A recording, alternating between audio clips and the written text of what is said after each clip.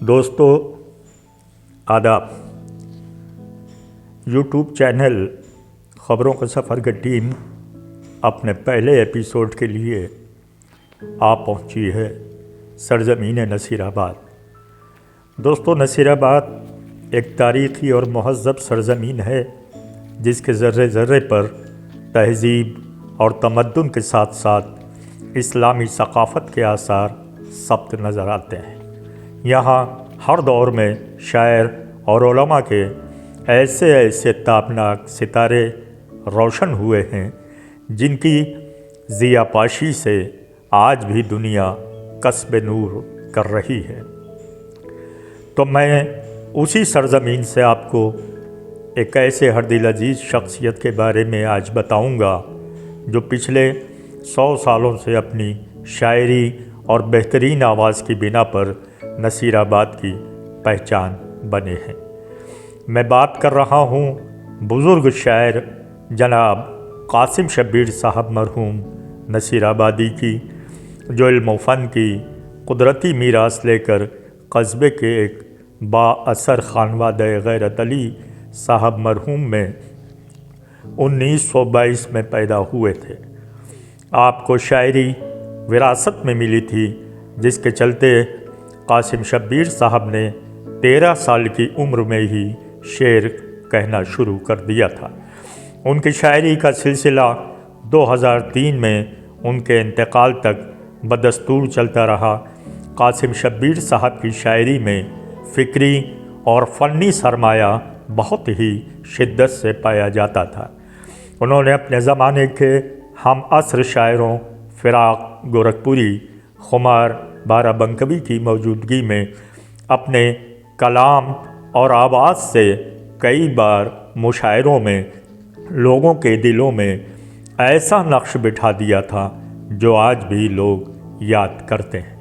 انہوں نے پہلی بار 1938 میں رائے بریلی کے ایک مشاعرے میں شرکت کی اور اپنے اس پہلے ہی مشاعرے میں انہیں ان کے کلام کی بدولت اساتذہ ادب کی جانب سے گولڈ میڈل حاصل ہوا تھا، جو آج بھی نصیر آباد کی عزت کو بڑھا رہا ہے۔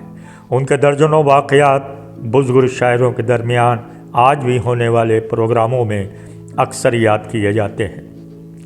یہی حال کم و بیش ہندوستان میں ہونے والی تمام چھوٹی بڑی محفلوں میں بھی بارہا دیکھنے کو ملتا رہا ہے۔ قاسم شبیر صاحب محفل میں بھی اپنے عصر کے شاعروں ماہر لکھنوی، سالک لکھنوی، خیرت فیض آبادی، ناوک لکھنوی جیسے شاعروں کی موجودگی میں اپنے آواز کے جادو سے ہی اسے کامیاب بنا دیتے تھے۔ ان کے کہے گئے سینکڑوں سلام، غزل، قصیدے، مسدس، نوحے اور مرثیے ہندوستان اور پاکستان سے چھپنے والے بڑی تعداد میں رسالے کتاب اور پیپر میں برابر چھپتے رہے، جو آج بھی دیکھے جا سکتے ہیں۔ صرف نظم میں ہی نہیں، آپ نے نثر میں بھی کافی کام کیا تھا۔ آپ کے کلاموں کے کئی مجموعے جیسے نقش مرثیہ، کارنامہ ولا، میری غزلوں میں آثار کربلا، نذرانہ مودت، کار عقبہ، تعمیر غزل، غم خوشحال، ایک آدم، ہزار روپ تو چھپ بھی چکے ہیں۔